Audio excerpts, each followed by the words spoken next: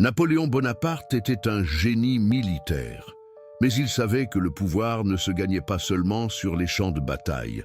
Derrière sa conquête, un réseau secret s'est étendu, la franc-maçonnerie. Napoléon lui-même n'a jamais été initié. Mais il avait compris une chose, les loges maçonniques étaient un levier de pouvoir, invisible et terriblement efficace. Après la Révolution, la France est instable.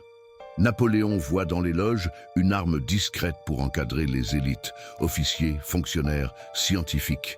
Sous son règne, la franc-maçonnerie explose de 300 loges avant 1789 à plus de 1200 sous l'Empire. Ses frères, Joseph, Lucien, Louis, Jérôme, deviennent grands maîtres. Il promeut ses maréchaux, Murat, Bernadotte, Ney, tous francs-maçons. Chaque loge devient un cercle de pouvoir secret, loyal à l'empereur. Italie, Espagne, Allemagne, les temples maçonniques fleurissent dans les royaumes dirigés par ses proches. La franc-maçonnerie devient une toile invisible tissée à travers l'Europe.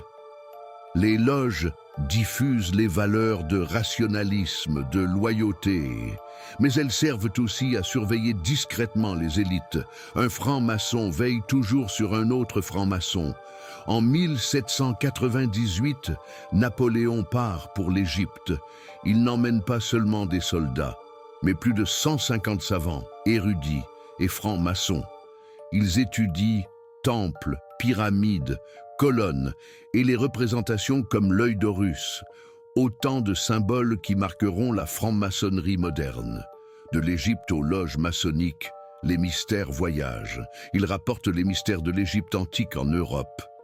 Napoléon ne rejetait pas l'ésotérisme et l'occultisme. Au contraire.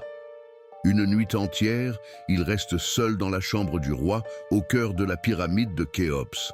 À son retour, il confie simplement « On ne me croirait pas si je racontais ce qui s'est passé. » Finalement, Napoléon n'a jamais prêté serment sous l'équerre et le compas, mais il a bâti un empire avec l'aide invisible d'une armée d'initiés.